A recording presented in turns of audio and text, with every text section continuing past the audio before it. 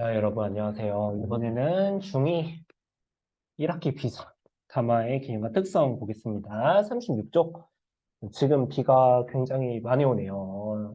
지금 촬영하는 시간을 기준으로 비가 굉장히 많이 오는데 퇴근하기가 싫어. 진짜 비가 너무 많이 와. 그래서 비가 조금 멎을 때까지 이제 영상을 찍다 가려고 합니다. 그래서 우리가 이제 평가 문제집 36쪽에 보면 담화의 개념과 특성이 나와요. 담화는 무엇인지, 그리고 구성 요소의 어떤 거인지 그런 걸 알아가는 단원이라고 생각하시면 될 것 같아요. 그래서 먼저 담화는 무엇이냐, 담화의 개념이 나와 있는데 여기 비상 평가 문제집 보면 말하는 이와 듣는 이를 포함하여 구체적인 맥락 속에서 이루어지는 발화나 발화의 연속체, 이걸 조금 줄여서 말하면 화자와 청자가 주고받는 뭐의 연속체다? 발화라는 것의 연속체다. 화자는 당연히 말하는 이가 되겠죠. 청자는 듣는 이가 되고, 내가 발화란 걸 주고받는데 발화의 뜻을 써놨는데 머릿속 생각이 음성어로 나타나는 것, 그러니까 우리가 좀 더 쉽게 말하면 그냥 말과 같은 거예요. 말. 혹은 우리가 이제 문장도 하나의 발화가 됩니다. 그래서 여러분이 우리가 조금 오해하면 안 되는 게 이 담화라는 것이 우리가 이렇게 말을 하는 것도 하나의 담화예요. 화자 쌤이 여러분에게 말을 해. 그럼 여러분들 말을 하겠지? 이런 말들이 주고받는 거잖아. 연속체잖아. 그러면 이걸 우리는 하나의 담화라고 하는 건데 주의하실 게 우리가 글 같은 경우에도 담화가 될 수 있습니다. 그래서 화자란 건 결국 글쓴이를 말하기도 해요. 그리고 청자는 건 독자를 말하기도 하고, 그러니까 우리가 어떤 글을 읽는 것도 그것도 하나의 뭐라는 거야? 담화라는 거야. 그러니까 우리가 문장도 뭐가 될 수 있다? 발화가 될 수 있다. 이거 잘 생각해 보시고, 네, 우리가 담화의 구성 요소 중요합니다, 여러분. 별표 쓰시고, 담화란 게 이루어지려면 뭐가 필요하냐? 즉, 우리가 이 중에 하나만 빠져도 이 담화란 게 이루어지지 않는 거예요. 담화의 구성 요소가 뭐가 있냐면 화자와 청자와 내용과 맥락이 있다. 그리고 화자 청자를 우리가 묶어서 그냥 뭐라고도 하냐면 목이 왜 이래? 담화의 담화의 참여자 그냥 뭐 이렇게도 뭉뚱그려 말하기도 합니다. 어쨌든 이 중에 하나라도 없으면 담화가 이루어진다 안 이루어진다? 이루어지지 않는다. 그래서 우리가 여기 보면 화자가 이제 청자에게 이렇게 말을 하겠죠. 그쵸? 근데 우리가 조금 주의해야 되는 게 여러분 우리가 대화, 그러니까 담화를 대화와 비슷하다고 할 때 내가 말을 할 때는 내가 화자야. 그치? 근데 쌤이 말을 하면 다음에는 여러분이 말을 해야 되잖아. 그럼 여러분이 말할 때는 난 또 뭐가 되는 거야? 이번엔 청자가 되겠죠? 그러니까 화자는 곧 뭐이기도 하는 거야? 화자는 곧 청자이기도 해요. 청자는 곧 뭐이기도 해요? 화자이기도 하는 거예요.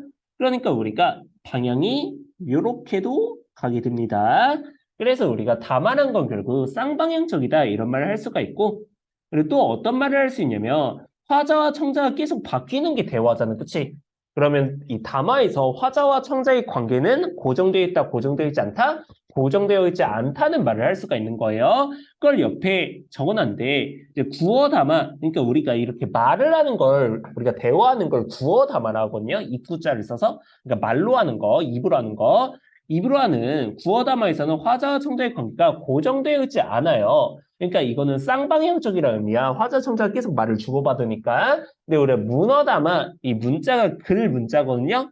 이런 글로 하는 담화에서는 화자와 청자의 관계가 어떻게 되어 있다고? 고정되어 있다고. 왜? 우리가 어떤 뭐 교과서에서 어떤 지문을 읽었는데 마음에 안 들어서 글쓴이에게 말할 수 있어? 아니 말을 할 수 없잖아. 그쵸? 우리는 글쓴이에게 피드백을 보내기가 어려워. 그러니까 우리 문어 담아 글로 하는 담화에서는 화자와 청자의 관계가 고정되어 있고 그리고 구어 담화에서는 화자와 청자의 관계가 고정되어 있지 않다는 거 살짝만 알아두시면 될 것 같아요. 그래서 그냥 뭐 구어 담화, 문어 담화가 뭔지 이해를 하시면 우리가 여러분이 이 내용을 이해하는데 어렵진 않을 것 같고 우리가 중요한 건 뭐야? 구성 요소에 뭐가 있는지 알아야 돼요, 여러분. 화자청자 내용 맥락 아니면 뭐 화자청자를 담화의 참여자라고 하고 담화의 참여자 내용 맥락 이 중에서 하나라도 빠지면 담화가 이루어진다 안 이루어진다? 이루어지지 않는다. 아시면 될 것 같습니다. 넘어가서 자, 그 다음에 우리가 담화의 구성에서 담화 참여자 그리고 내용 맥락 이렇게 말했는데 우리가 내신 시험을 볼 때 가장 중요한 거는 이 맥락입니다, 여러분. 맥락에 대해 암기가 반드시 필요한 부분입니다. 자, 맥락을 보면 맥락은 두 가지로 나뉘는데요. 뭐와 뭘로 나뉘는데 상황 맥락과 사회 문화적 맥락으로 나뉜다 나와 있어요. 상황 맥락의 의미를 보면 담화가 이루어지는 구체적인 시간, 공간. 근데 옆에 좀 더 써놨어요. 우리가 시간, 공간도 당연히 상황 맥락을 형성하지만 이제 말하는 어떤 의도라든지 아니면 관계도 우리가 이렇게 상황 맥락을 형성한다는 거. 그래서 우리가 일단 시간 같은 경우에는 어떤 게 있냐면 그래서 여기 써놨는데 너 지금이 몇 시니? 라고 말을 할 때 이제 여러분이 새벽 3시까지 안 자고 있어. 그때 어머니께서 너 지금 몇 시니? 라고 말을 하면 그건 어떤 의미야? 너 지금까지 안 자고 뭐해? 이런 의미가 되겠지. 그치? 근데 오후 3시까지 여러분이 자고 있어. 그때 어머니께서 너 지금 몇 시니? 라고 하면 너 지금까지 안 일어나고 뭐해? 이런 의미가 되겠지. 그치? 시간에 따라서 지금 너 지금 몇 시니라는 발화의 의미가 완전히 어떻게 되고 있어? 완전히 변하고 있잖아. 그치? 그래서 우리가 이 상황 맥락 가지고 어떤 말을 할 수 있냐면 상황 맥락은 담화의 의미에 직접적인 영향을 미친다. 이런 말을 할 수가 있는 거예요. 왜? 우리가 이게 어떤 시간에 말했냐에 따라서 의미가 완전히 바뀌고 있잖아. 의미가 직접적으로 바뀌고 있잖아. 그치? 그러니까 담화의 의미에 어떤 영향을 준다고? 직접적인 영향을 줘요. 자, 공간도 마찬가지야. 우리가 어떠세요라는 게, 뭐, 옷가게에서 어떠세요라 하면 옷이 마음에 드세요. 아니, 미용실에서 어떠세요라 하면 머리는 마음에 드세요. 아니면 병원에서 어떠세요라 하면 뭐, 몸은 괜찮으세요. 그래서 공간에 따라서 의미가 완전히 달라지고 있잖아. 그치? 그럼 이런 걸 우리 뭐라 한다고? 담화의 의미에 직접적인 영향을 미치는 상황 맥락이라 한다는 거예요. 그리고 또 의도나 관계에 따라서도 또 예를 들어 관계라고 하면 뭐 그런 게 있겠죠. 만약 여러분 친구들이 여러분에게 야 공부하자라고 하면 그거는 명령이야 권유야. 그거는 권유가 되겠지, 그치? 근데 내가 여러분에게 야 공부하자 이러면 이거는 권유야? 아니 명령이에요. 그래서 이런 관계에 따라서도 우리가 담화의 의미가 직접적으로 바뀐다. 그래서 이렇게 담화의 의미에 직접적인 영향을 주는 거 우리는 상황 맥락이라 하고 상황 맥락을 형성하는 요소에는 시간, 공간, 의도, 관계 등이 있다는 거 아시면 되겠습니다. 그 다음에 우리가 사회의 문화적 맥락 같은 경우에는 우리가 담화의 의미에 간접적인 영향을 미친다 이렇게 써놨는데 예를 들어서 여기 보면 부추를 경상, 전북, 충청에서는 정구지라고 한대요. 그럼 만약에 우리가 정구지란 단어를 모른다고 해보자, 그치? 정구지란 단어를 모른다고 해보면 그러면 우리가 정구지란 단어의 뜻을 이해 못하겠는 게 막 정구지란 단어의 의미가 변해서 이해 못하는 거야? 아니죠, 그게 아니죠. 우리는 왜 이해 못하는 거야? 그냥 이 지역의 말을 모르기 때문에 이해 못하는 거잖아. 정구지라는 거의 의미는 고정되어 있어. 근데 다만 우리가 뭐 하는 거야? 이해를 하지 못하는 거야. 왜? 우린 그 지역의 말을 모르니까 이런 걸 우리는 뭐라 하는 거야? 담화의 의미에 간접적 영향을 미친다고 하는 거예요. 근데 담화의 의미에 간접적 영향을 미친다고 하는 거는 의미는 고정되어 있어. 근데 다만 그걸 듣는 청자가 약간 그 맥락을 몰라서 이해를 못한다는 거야. 그래서 이런 맥락을 우리 뭐라 한다? 사회 문화적 맥락이랍니다. 사회 문화적 맥락 같은 경우에도 우리가 어떤 것이 사회 문화적 맥락을 형성하는지 그걸 알아둬야 돼요. 그래서 여기 써놓은 걸 보면 지역, 세대, 문화, 성별, 기타 등등 여기 써놨는데 우리가 지역에 따라서 방금 이런 방언 이런 게 있을 거고 세대에 따라서는 뭐 여러분 정말로 뭐 일댐, 아니 눌댐, 뭐 쌤 부끄럽게도 이런 단어를 얼마 전까지 몰랐어요. 근데 애들이랑 이제 인스타를 서로 마팔하면서 이제 알게 되는데, 어제 이런 것들 우리가 약간 쌤도 이런데, 쌤보다 더 어르신들은 당연히 모르겠죠. 그쵸? 이런 세대 간의 언어 차이도 사회 문화적 맥락을 형성하고, 근데 문화의 차이, 그래, 시원하다가 가장 대표적인데, 우리는 이제 어르신들이 뜨거운 걸 먹고, 이제, 아, 시원하다? 이렇게 많이 말을 하잖아. 근데 그걸 외국인 톰이 봤을 때는 어떻게 생각해? 오, 어메이징 코리아는 어떻게 저렇게 핫한 걸 먹고 쿨하다 말을 할 수 있지? 이런 식으로 생각을 할 거 아니야. 왜? 이런 게 언어 문화의 차이기 때문에. 그다음에 또 어떤 게 있을까? 우리가 막 그런 말 하잖아. 막 엄청 상다리 부러지게 차려놓고 차린 건 없지만 많이 드세요. 뭐 이런 식으로 말을 하잖아요. 차린 건 없지만 많이 드세요. 그럼 껐다 대고 진짜 차린 거 없네요. 이렇게 말하면 돼야 안 돼. 당연히 안 되죠. 그쵸? 근데 이거는 그냥 어떤 표현이야? 약간 겸손의 표현이야. 이것도 우리나라 언어의 어떤 문화겠죠. 그쵸? 그래서 이런 것들, 이런 문화의 차이도 사회 문화적 맥락을 형성하고, 그다음에 역사적 상황은 우리가 이 평가문제 14에서 저게 이제 아파르테이트라는 말이 나오는 넬슨 만델라의 연설이 나와요. 그걸 통해서 조금 이해할 수 있을 텐데, 우리가 넬슨 만델라의 연설을 잘 이해할 수 없을 거야. 왜? 우리는 그 남아공의 어떤 역사적 상황을 잘 알지 못해요. 그렇기 때문에 남아공에서 옛날에 약간 인종차별 정책이 있었고 그런 거를 모르기 때문에 우리는 이 연설을 잘 이해하지 못할 거거든요. 그런 역사적 상황을 아냐 모르냐도 우리가 사회 문화적 맥락을 형성한다는 거. 그래서 사회 문화적 맥락을 형성하는 요소에 뭐가 있고 이제 상황 맥락을 형성하는 요소에 뭐가 있는지 되게 중요합니다, 여러분. 반드시 암기. 요거 반드시 암기하고 상황 맥락은 직접적 영향, 사회 문화적 맥락은 간접적 영향 이것도 반드시 암기 부탁드립니다. 네, 원활하게 의사소통하기 위한 태도 이렇게 나와 있어요. 우리가 원활하게 의사소통하기 위해서는 뭐 맥락을 고려해야 된다. 그리고 사회 문화적 맥락을 당연히 고려해야 된다. 그리고 이거는 정말 뭐 중요하냐 안 중요하냐를 떠나서 여러분이 꼭 하고 싶은 말이에요. 인종이나 국적, 지역이나 성별과 관련된 차별적 표현을 사용하지 않도록 유의하자. 그래서 우리가 막 일본인들에게 멸칭으로 뭐 낄리얼 막 이렇게 말르기도 하고 아니면 뭐 중국인들에게 멸칭으로 뭐 이런 식으로 말르기도 하잖아, 그치? 아니면 우리가 약간 이런 흑인들 보고 흑형 이렇게 말하기도 하잖아, 그치? 근데 이런 게 싹 다 이제 잘못된 표현이란 거야, 얘들아. 그래서 우리는 이제 생각 없이 뱉는 표현이라도 남에게는 그게 당연히 상처가 될 수 있잖아요. 물론 요즘 뭐 남녀차별 이런 말도 되게 조심해야겠죠. 이런 차별적 표현이 뭐 어떤 차별이든 우리는 하면 된다는데 안 된다. 그래서 이거는 정말 마음이 아픕니다. 이 지구가 뭐 넓으면 얼마나 넓다고 그 안에서 뭐 편을 나누고 우리 요즘 막 한국 안에서도 편을 나누잖아. 그치? 정말 그걸 보면서 정말 요즘 되게 혐오의 사회구나 이런 걸 많이 느껴요. 참 슬픈 요즘입니다. 어쨌든 그렇습니다. 자, 계속 보면 한 장 넘어가서 자, 그래서 다음 상황에서 이제 어떻게 왔어라는 말의 뜻이 무엇일지 말해보자 이렇게 말을 하고 있어요. 그래서 어떻게 왔어? 당연히 어디가 아파서 왔니? 이런 의미겠죠. 그럼 만약에 우리가 여기서 담화의 구성 요소, 이 담화 상황에서 담화의 구성 요소를 말해보시오 하면 어떻게 말할 수 있을까, 얘들아? 생각을 해보자. 담화의 구성 요소 뭐였어? 담화 참여자가 있고요. 그 다음에 맥락이 있고요. 그 다음에 뭐가 있어? 내용이 있죠, 그쵸? 담화 참여자는 누구야? 학생과 보건쌤. 보건쌤이라 쓸게요, 보건쌤. 맥락은 뭐야? 그냥 이렇게 맥락을 물어볼 때는 시간, 아니면 공간을 말하면 돼요. 뭐 10시. 수업 중이겠죠. 수업 중인 10시. 그 다음에 보건실. 근데 내용은 뭐야? 어디가 아파서 왔어? 이런 게 내용이 되는 거예요. 그래서 만약에 담화의 구성을 서술형으로 묻는다면 뭐 이런 식으로 써주시면 됩니다. 어렵지 않아, 얘들아. 쌤이 글씨가 이제 날아가는 이유는 쌤이 지금 집을 어떻게 갈지 되게 스트레스를 받는 상황이기 때문에 그렇습니다. 어쨌든.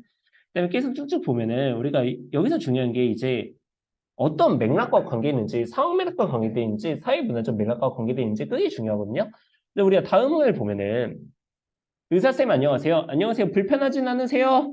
네, 선생님 덕분에 좋아졌어요. 신발 쓰시려고요. 그래서 여기서 이제 불편하진 않으세요는 어떤 의미겠어? 얘가 의사, 이 여성분이 의사라며, 그치? 그러면 지금은 의사와 환자의 관계로 말을 하고 있는 거잖아, 그치? 그럼 여기서 불편하지 않으세요는 팔은 괜찮으세요? 뭐 이런 의미겠죠, 그쵸? 근데 우리가 여기서 불편하지 않으세요는 이건 어떤 관계로서 말을 하고 있는 거야? 얘가 이제 신발 가게의 종업원이고요. 얘가 아니라 남성분이. 네, 여성분이 이제 손님, 이 관계에서 말을 하고 있는 거잖아. 그럼 여기서는 어떤 의미가 되는 거야? 신발 마음에 드세요? 불편하지 않으세요? 이런 의미가 되는 거겠죠. 그쵸? 그래서 지금 관계에 따라서 어떻게 되고 있어?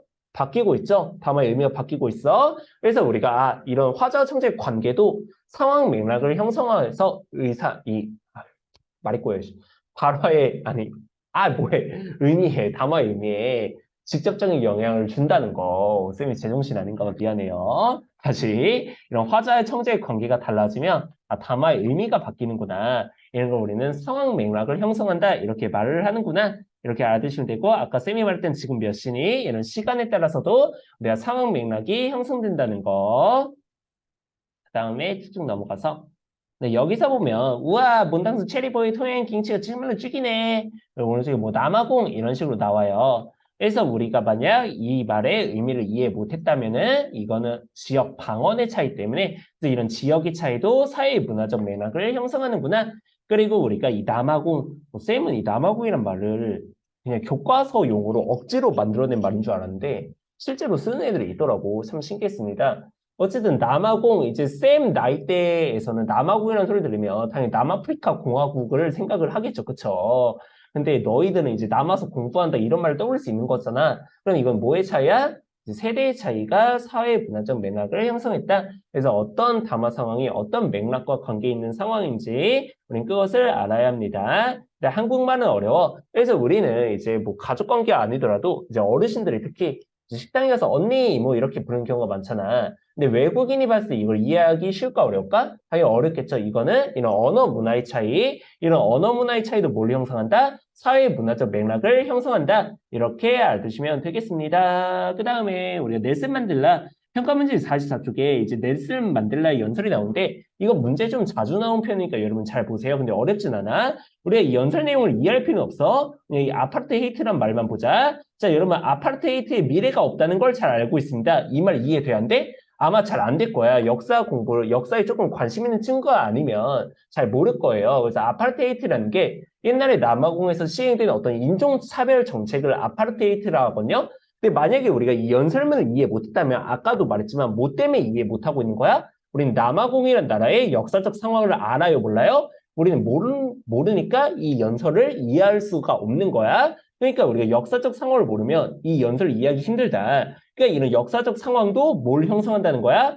사회 문화적 맥락을 형성한다. 이렇게 말을 하고 있는 거예요. 쌤이 지금 말이 좀 빠르죠?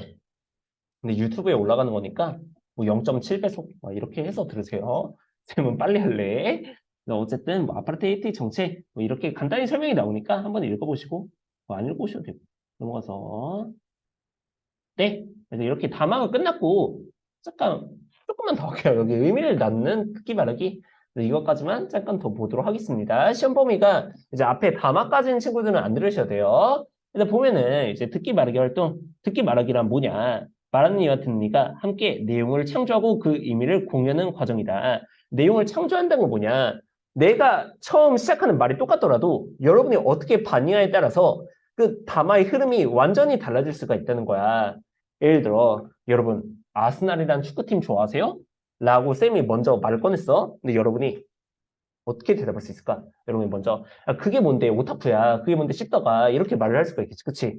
그러면 담화는 거기서 끝나겠지 그치? 미안해 하면서 근데 여러분 아스날이란 팀을 아시나요? 이렇게 물어봤을 때 저도 아스날 완전 좋아해요. 거의 티에리 앙리라는 선수가 되게 유명하잖아요. 이렇게 여러분이 받아준다면 막 담화에 꽃을 피우겠죠. 그쵸? 서로 즐겁게 대화를 할 거잖아.